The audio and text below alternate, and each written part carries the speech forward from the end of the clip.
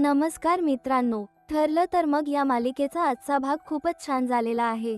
अर्जुन सायलीला भेटू शकेल का हे या भागात कळणार आहे, त्यामुळे व्हिडिओ शेवटपर्यंत नक्की पहा। आजच्या भागाची सुरुवात होते अर्जुन आणि चैतन्य पासून। ते दोघेही सायलीला भेटायला आलेले असतात। ते दोघेही कुसुमच्या घरासमोर येतात। अर्जुन विचारतो, मिसेस सायली इथेच असतील ना?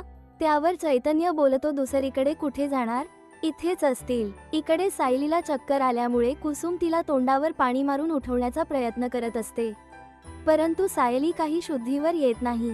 त्यामुळे कुसुम अजूनच रडायला लागते। ती सायलीला सारखं उठविण्याचा प्रयत्न करत असते। कुसुमच्या घराकडे येत असताना अर्जुनला सगळं आठवायला लागतं।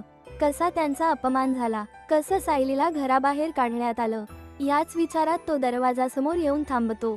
इकडे कुसुम सायलीच्या तोंडावर पाणी मारते, तिला हलवते, तरीही सायली उठत नाही। इकडे अर्जुन दरवाजावर थांबून मिसेस सायली असा आवाज देतो। अर्जुन अतिशय हळू आवाजात सायलीला आवाज देतो, परंतु अर्जुनच्या अशा बोलवण्यानेच सायली डोळे उघडते आणि अर्जुन सर असं बोलते। अर्जुन म्हणतो, मिसेस सायली दार उघडा ना। सायली उठण्याचा प्रयत्न करते आणि म्हणते, अर्जुन सर आले दरवाजाच्या बाहेर। कुसुम म्हणते, अगं कोणी नाही तिकडे। सायली म्हणते, नाही, ते अर्जुन सरच आहेत, ते आले आहेत। असं म्हणून ती हळूहळू चालत दरवाजाच्या तिथे येऊन उभा राहते। आपले रडणे दाबून ती भिंतीच्या आडोशाला जाऊन उभी राहते। त्यामुळे कुसुम समोर येते आणि दरवाजा उघडते। घराचा उघडल्याबरोबर अर्जुन विचारतो, ताई सायली इथेच आहे ना? कुसुम होकारार्थी मान डोलावते। वर्षानंतर मग बोलवा ना तिला, मला खूप काही बोलायचं त्यांच्याशी। त्या माझा फोन सुद्धा घेत नाहीत। त्या ठीक आहेत ना? त्यांना काही झालं नाही ना? प्लीज त्यांना बाहेर यायला सांगा, मला त्यांना बघायचं आहे। पण कुसुम नकार देते आणि म्हणते की तुम्ही आता जा। अर्जुन म्हणतो, जा कशासाठी? मी नाही जाणार, मी त्यांना भेटल्याशिवाय नाही जाणार। कुसुम म्हणते, मी तिला नाही बोलवू शकत, तुम्ही जा। चैतन्य म्हणतो, आम्ही सायली वहिनीची बॅग देण्यासाठी आलो होतो, त्यांची गैरसोय होऊ नये म्हणून। अर्जुन काळजीने इकडे तिकडे सायलीला शोधत असतो। तेवढ्यात त्याला सायली भिंतीच्या आडोशाला उभी असलेली दिसते। मी तो कुसुमला म्हणतो, मिसेस सायली आताच आहेत, बोलवा ना त्यांना, मला त्यांच्याशी बोलायचं आहे। सायली हे ऐकून जास्त रडायला लागते। कुसुम म्हणते, हे बघा, मधुभाऊ आता घरात नाहीत, त्यामुळे मला दार उघडता येणार नाही। तुम्हाला अंदाजा सुद्धा नाही ते किती चिडलेले आहेत, त्यामुळे ते येण्याच्या आधी तुम्ही निघून जा। अर्जुन म्हणतो, हा त्रास संपविण्यासाठी मी आलेलो आहे, मला त्यांना भेटायचं आहे। असं म्हणून तो घराच्या आत पाय टाकणार असतो, तेवढ्यात तिथे मधुभाऊ येतात आणि म्हणतात, थांब। अर्जुन चमकून मधुभाऊकडे पाहतो। मधुभाऊ अर्जुनच्या हाताला धरून मागे खेचतात आणि म्हणतात, तू माझ्या लेकीचं आयुष्य उद्ध्वस्त केलेस, बाहेर तोंड दाखवायला आम्हाला जागा ठेवली नाहीस आणि आता तिला भेटायला आलास, एवढा निर्लज्जपणा कुठून आणता रे तुम्ही? अर्जुन म्हणतो, मधुभाऊ, मी मिसेस सायलीचं आयुष्य उद्ध्वस्त केलेलं नाही, मी तुम्हाला सुरुवातीपासून सगळे एक्सप्लेन करतो। त्यावर मधुभाऊ म्हणतात, काहीही गरज नाही, मी सुभेदार नाही म्हणून हाताला धरून फरफटत बाहेर नेणार नाही, मी कोणालाच एवढं अपमानित करत नाही म्हणून शांतपणे सांगतोय, जसा आलास तसा माघारी परत जा। अर्जुन म्हणतो, मधुभाऊ, तुम्हाला पाहिजे तेवढं माझ्यावर चिडा, परंतु माझ्या बायकोला भेटण्यापासून तुम्ही मला थांबवू शकत नाही, मी तिला भेटल्याशिवाय जाणार नाही। त्यावर मधुभाऊ म्हणतात, अरे वा, आता तर तू आरेरावी करत आहेस, माझ्याशी उद्धटपणा करशील म्हणजे तुझं प्रेमाचा दिखावा, माझ्याबद्दलचा आदर, सगळं नाटक होतं का? अर्जुन काहीतरी बोलायला लागतो, परंतु चैतन्य त्याला थांबवतो आणि म्हणतो की अर्जुन, आपण इथून निघूया, आता कोणीही बोलण्याच्या मनस्थितीत नाही। अर्जुन नाही म्हणतो, परंतु तेवढ्यात कुसुम पुढे येते आणि म्हणते की मी हात जोडते तुमच्या पुढे, शब्दाने शब्द वाढेल त्यापेक्षा तुम्ही इथून निघून जा। चैतन्य देखील त्याला समजावतो। तेव्हा अर्जुन म्हणतो, ठीक आहे, निघूया आपण। परंतु तो मधुभाऊंना म्हणतो की मधुभाऊ, तुमचा रिस्पेक्ट ठेवून मी तुम्हाला सांगतो की आज नाही तर उद्या मी त्यांना भेटणारच। आणि तो मोठ्याने आवाज देऊन म्हणतो की मिसेस सायली, मी तुम्हाला भेटायला पुन्हा येईल। आणि तो मधुभाऊ समोर हात जोडून म्हणतो की मी येतो मधुभाऊ। अर्जुनला जाताना पाहून सायलीला प्रचंड त्रास होतो, ती सारखी रडत असते। मधुभाऊ सायलीची बॅग घेऊन आतमध्ये येतात आणि तिच्या पुढे बॅग ठेवून निघून जातात। कुसुम तिला जवळ घेऊन आधार देते। इकडे किल्लेकरांच्या घरी सुमन तन्वीला विचारत असते की इतकं सगळं झालं तरी तू अजून त्यांचीच काळजी करतेस?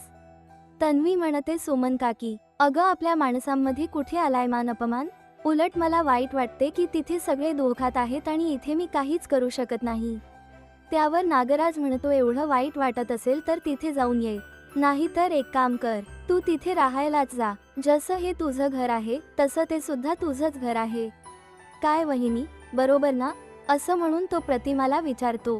प्रतिमा बोलते तन्वी, तू एकदा बाबांशी बोलून घे, मग जा. नागराज म्हणतो दादांना विचारायची काही गरज नाही.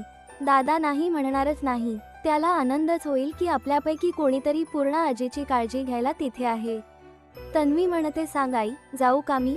तर प्रतिमा होकार देते. इकडे चैतन्य अर्जुनला म्हणतो तू ठीक आहेस ना? अर्जुन होकारार्थी मान डोलवतो. चैतन्य म्हणतो की हे सगळं असं होईल हे आपल्याला अपेक्षितच होतं. कल्पना मावशीची सुद्धा तीच अवस्था झाली आहे. अर्जुन म्हणतो मधुभाऊ सायलीचे बाबा आहेत म्हणून ते रागावणे ठीक आहे, परंतु मी सुद्धा हार मानणार नाही. मी त्यांना भेटणारच. आणि आज मी त्यांना किचनमध्ये थोडंसं पाहिलं, परंतु त्यांच्या गळ्यात मंगळसूत्र मला दिसले नाही. त्यांनी ते काढून टाकलं असेल का? कारण ती एकच गोष्ट होती जी आमच्या दोघांना एकत्र बांधून ठेवणार होती. परंतु मधून कडे गेल्यावर त्यांनी ते मंगळसूत्र काढून ठेवलं म्हणजे ते आपल्या कॉन्ट्रॅक्टच्या अटी पाळत असतील का? तसेही ते म्हणाल्या होत्या की मधू भाऊ आल्यावर त्या निघून जातील. त्यांचं माझ्यावर प्रेम आहे का नाही हे मला तेव्हाही माहीत नव्हतं आणि आता देखील माहीत नाही. असं झालं असणार की मधू भाऊंनी त्यांना समजावलं असेल आणि त्यांना कळालं असेल की या कॉन्ट्रॅक्टचं खोटं नातं कशाला जपायचं, म्हणून त्यांनी मंगळसूत्र काढून ठेवलं असणार. तर चैतन्य म्हणतो हा विचार नको करू. तू ठरवले आहेस ना की सायलीला भेटणार, मग त्यांना प्रत्यक्ष भेटूनच विचार मंगळसूत्र का काढून ठेवलं होतं. अर्जुन हो म्हणतो आणि इथेच एपिसोडचा शेवट होतो. येणाऱ्या एपिसोडमध्ये काय धमाकेदार वळण येणार आहे हे पाहूया नंतरच्या व्हिडिओमध्ये. तोपर्यंत व्हिडिओ जर आवडला असेल तर व्हिडिओला लाईक करा. नमस्कार मित्रांनो, ठरलं तर मग या मालिकेचा 21 डिसेंबरचा भाग खूप छान झाला आहे. तर पाहूया 21 डिसेंबरच्या भागाचा रिव्ह्यू.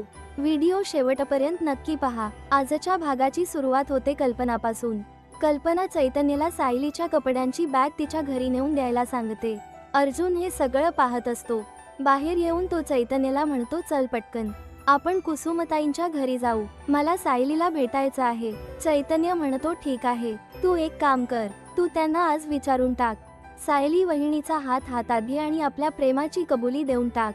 मग तिथे कोणीही असो, चल पटकन आपण आता तिथे जाऊया. तिथे जाऊन त्यांना सांग. अर्जुन म्हणतो ठीक आहे आणि दोघेही गाडीत बसतात. इकडे मधुभाऊ काम करत बसलेले असतात. तेवढ्यात तिथे सायली येते आणि म्हणते मधुभाऊ नाश्ता झाला आहे, नाश्ता करून घ्या. परंतु मधुभाऊ काही न बोलता उठतात. उठताना ते पाहत असलेले पेपर्स खाली पडतात. सायली ते उचलून द्यायला लागते. तेवढ्यात सायलीच्या गळ्यातलं मंगळसूत्र मधुभाऊंना दिसतं आणि ते अचानक म्हणतात ज्या लग्नाला कायद्याचा काहीही आधार नाही, ज्या लग्नात प्रेम नाही, त्या लग्नाची निशाणी हिच्या गळ्यात कशाला घातली? कोणत्या अधिकाराने घातलंने तिने हे मंगळसूत्र? कुसुम म्हणते हे काय बोलताय मधुभाऊ, सायलीचं मंगळसूत्र आहे ते. सायली देखील म्हणते अर्जुन सरांच्या नावाने घातलं आहे ते. परंतु मधुभाऊ म्हणतात कुसुम हिला आत्ताच्या आता हे मंगळसूत्र काढायला सांग. आता हिला मंगळसूत्राची काय गरज? तू तर कॉन्ट्रॅक्ट मॅरेज केलंस, अशा मुलीने हे पवित्र बंधन गळ्यात घालू नये. सायली म्हणते मधुभाऊ या पवित्र बंधनाशिवाय माझ्याकडे दुसरं काही नाही. मधुभाऊ म्हणतात तुझ्या गळ्यात जे आहे ते मंगळसूत्र नाही, ती फसवणुकीची निशाणी आहे. ती दर क्षणी मनाला आठवण करून देत राहील की माझ्या संस्काराची राखर रांगोळी कशी झाली, माझी लेक लग्नाशिवाय एका परपुरुषासोबत कशी काय राहिली याची देखील आठवण देत राहील. सायली म्हणते मधुभाऊ हे खरं नाहीये. मधुभाऊ म्हणतात मग सांग खरं काय आहे? तुम्ही दोघे पती पत्नी म्हणून सोबत राहत होतात ना, आणि तू पत्नीची सर्व कर्तव्य पूर्ण केलेली आहेत, बरोबर ना? मधुभाऊचा बोलण्याचा रोग सायलीला कळतो आणि ती दूर जाऊन रडायला लागते. कुसुम मधुभाऊला म्हणते की मधुभाऊ तुम्ही हे सायलीला काय विचारत आहात? ही त्या दोघांमधली अत्यंत खाजगी गोष्ट आहे. मधुभाऊ म्हणतात तुला हे मंगळसूत्र घालण्याचा कुठलाही अधिकार नाही, त्यामुळे काढ ते मंगळसूत्र. असं म्हणून मधुभाऊ सायलीच्या गळ्यातलं मंगळसूत्र ओढून काढायला लागतात. कुसुम जबरदस्तीने मधुभाऊंना सायलीपासून बाजूला करते आणि म्हणते तुम्ही असे सोक्षमोक्ष लावणारे कधीच नव्हतात. का असे वागत आहात? तुम्ही हे रागात करत आहात. मधुभाऊ म्हणतात, तू सांग ना, मी काय करू? या पोरीने स्वतःचं आयुष्य आणि आपली अब्रू धुळीला मिळवली आणि हे सगळं मी बघत बसू? असं बोलून शेवटी ते तिथून निघून जातात. कुसुम सायलीला म्हणते, सायली, तू त्यांचं बोलणं मनावर लावून घेऊ नकोस. ते आता मंदिरात जातील, मग त्यांचा राग शांत होईल. सायली म्हणते, ताई, मी मधुभाऊंना कसं समजावू की मी मंगळसूत्राचं पावित्र्य जपलं आहे. सायली असे बोलत असते तेव्हाच तिला कळतं की मंगळसूत्र तुटलं आहे, कारण मंगळसूत्राचे मणी एक एक करून खाली जमिनीवर पडायला लागतात.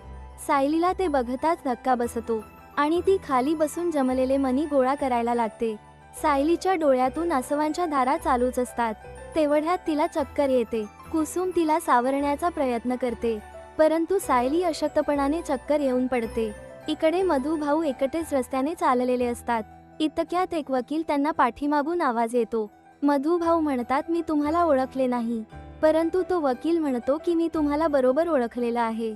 मी ॲडव्होकेट नितीन जोशी. मला एक सांगा, तुमची केस तर तुमच्या जावयाकडे होती ना? मग त्याचं काय झालं? बरं, तुम्ही काही काळजी करू नका, मी तुमची केस घेईल. मधुभाऊ विचारतात, तुम्ही माझी केस लढवाल? करतो वकील म्हणतो, तुम्ही आनंदाने लढेल. विचारतात, परंतु तुमची फीस किती आहे? त्यावर तो वकील म्हणतो की त्याबाबत तुम्ही काहीही काळजी करू नका. इकडे किलेकरांच्या घरी सुमन तन्वीला जेवायला बोलवते, परंतु तन्वी जेवायला नकार देते. तन्वी म्हणते की माझ्या खाशाखाली घास जाणार नाही. पूर्ण आजीच्या घरात काय झाले हे तुम्ही विसरलात का? इकडे कुसुम सायलीला काहीतरी खाण्यासाठी आणते आणि म्हणते की सायली, आधी खाऊन घे. तुला आधी सुद्धा चक्कर आली होती. ते मंगळसूत्र मी ओवते. परंतु सायली नकार देते, म्हणते की मला एवढं करू दे, मग तू सांगशील ते मी ऐकेल. परंतु हे बोलत असताना सायलीला पुन्हा चक्कर येते. कुसुम काळजीत पडते आणि तिला सावरण्याचा प्रयत्न करते आणि या भागाचा इथेच शेवट होतो. येणाऱ्या भागामध्ये काय ट्विस्ट येणार आहे हे बघूया नंतरच्या व्हिडिओमध्ये. व्हिडिओ आवडला असेल तर व्हिडिओला लाईक करा.